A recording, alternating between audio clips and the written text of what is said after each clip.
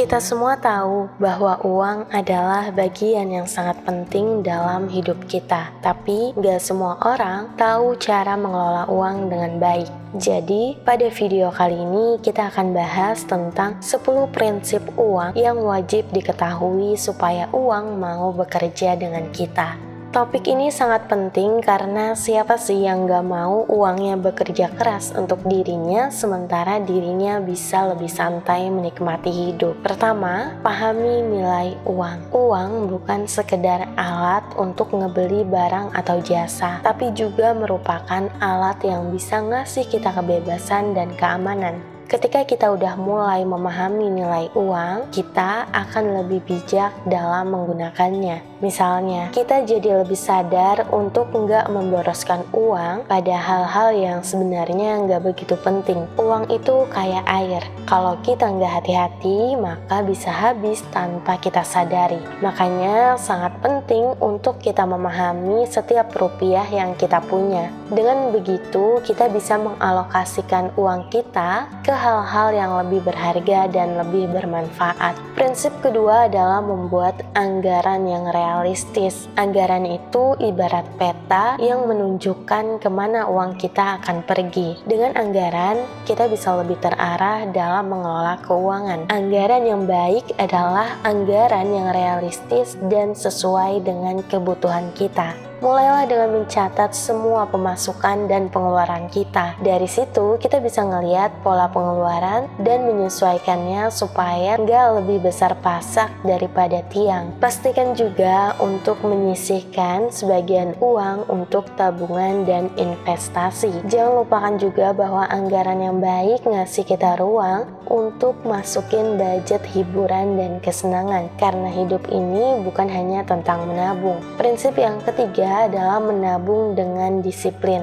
Menabung adalah salah satu prinsip dasar dalam mengelola keuangan, tapi menabung harus dilakukan dengan disiplin. Artinya, kita harus konsisten menyisihkan sebagian dari pendapatan kita setiap bulan. Menabung bukan berarti kita nggak bisa menikmati hidup, namun justru untuk memastikan bahwa kita punya cadangan uang untuk kebutuhan mendesak dan masa depan. Cara paling mudah untuk menabung adalah dengan memotong langsung sebagian dari pendapatan kita begitu uang masuk. Anggaplah menabung sebagai salah satu pengeluaran wajib kayak membayar tagihan listrik atau air. Dengan begitu, menabung tentunya akan menjadi kebiasaan yang gak memberatkan. Prinsip keempat adalah investasi untuk masa depan. Setelah menabung, langkah selanjutnya adalah berinvestasi. Investasi adalah cara terbaik untuk ngebuat uang kita bekerja lebih keras buat kita. Dengan berinvestasi, uang kita tentunya bisa berkembang lebih cepat daripada hanya disimpan di rekening tabungan. Ada banyak jenis investasi yang bisa kita pilih kayak saham, obligasi, reksadana, atau bahkan properti. Setiap jenis investasi punya resiko dan keuntungan yang berbeda. Oleh karena itu, penting buat kita memahami lebih dahulu sebelum mengambil keputusan untuk berinvestasi. Jangan ragu untuk belajar dan nyari informasi sebanyak mungkin supaya kita bisa ngambil keputusan yang tepat. Prinsip kelima adalah hindari utang konsumtif. Utang konsumtif adalah utang yang digunakan untuk membeli barang atau jasa yang nggak menghasilkan apapun. Contohnya adalah utang untuk membeli barang elektronik, liburan, atau pakaian. Utang jenis ini bisa jadi beban kalau kita nggak mengelolanya dengan baik. Sebisa mungkin hindari utang konsumtif. Kalau memang harus berutang, pastikan kita bisa melunasinya tepat waktu dan nggak melebihi kemampuan finansial kita. Ingatlah bahwa hutang yang gak dikelola dengan baik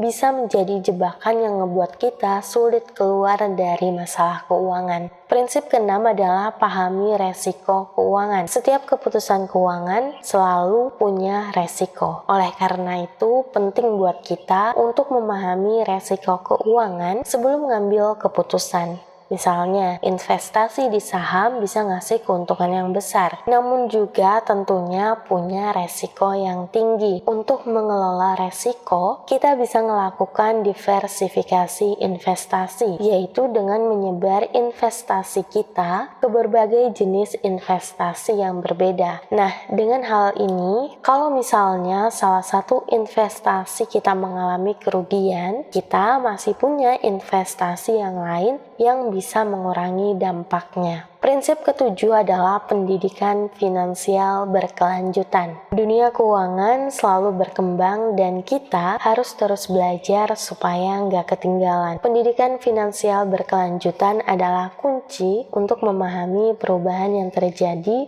dan ngebuat keputusan yang tepat. Kita bisa belajar dari berbagai sumber kayak buku, artikel, podcast, atau bahkan seminar. Pendidikan finansial juga ngebantu kita memahami konsep-konsep dasar keuangan yang mungkin kita belum ketahui sebelumnya. Dengan pengetahuan yang lebih baik, kita bisa lebih percaya diri dalam mengelola uang kita dan ngambil keputusan yang lebih bijak. Prinsip ke-8 adalah buat dana darurat. Dana darurat adalah dana yang disisihkan buat keperluan mendesak atau keadaan darurat kayak kehilangan pekerjaan, sakit, atau kerusakan rumah. Dana darurat ini sangat penting karena bisa ngasih kita rasa aman dan tenang dalam menghadapi situasi yang gak terduga. Idealnya, kita harus punya dana darurat yang cukup untuk menutupi biaya hidup selama 3-6 bulan. Simpan dana darurat di tempat yang mudah diakses kayak rekening tabungan. Dengan begitu, kita bisa segera menggunakan dana itu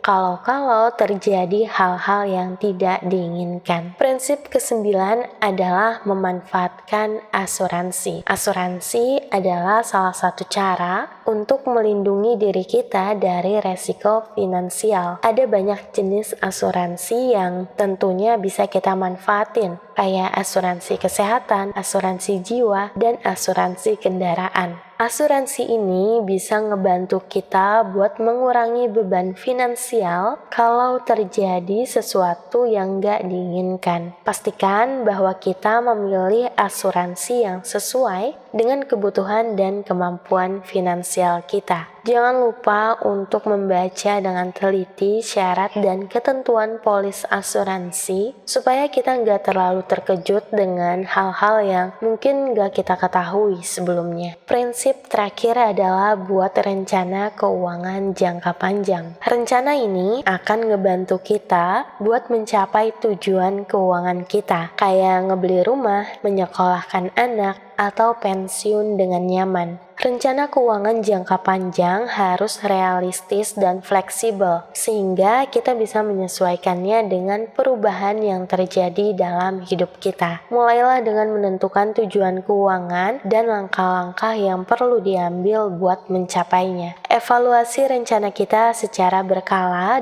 dan lakukan penyesuaian jika diperlukan. Dengan rencana keuangan yang baik, kita bisa lebih fokus dan termotivasi untuk mencapai tujuan kita. Nah, itu dia teman-teman 10 prinsip uang yang wajib diketahui supaya uang mau bekerja dengan kita. Semoga pemahaman ini bermanfaat dan bisa ngebantu kamu dalam mengelola keuangan dengan baik. Kamu harus ingat bahwa mengelola uang dengan bijak adalah langkah penting untuk mencapai kebebasan finansial dan hidup yang lebih tenang. Jadi, mulailah menerapkan prinsip-prinsip ini dalam kehidupan sehari-hari. Jangan ragu untuk belajar dan beradaptasi karena dunia keuangan selalu berubah. Setiap langkah kecil yang kita ambil hari ini tentunya bisa ngasih perubahan besar di masa depan. Kasih tahu di kolom komentar prinsip mana yang paling kamu suka dan gimana caranya kamu menerapkan dalam kehidupan sehari-hari. Terima kasih yang udah nonton sampai akhir, sampai jumpa pada video berikutnya.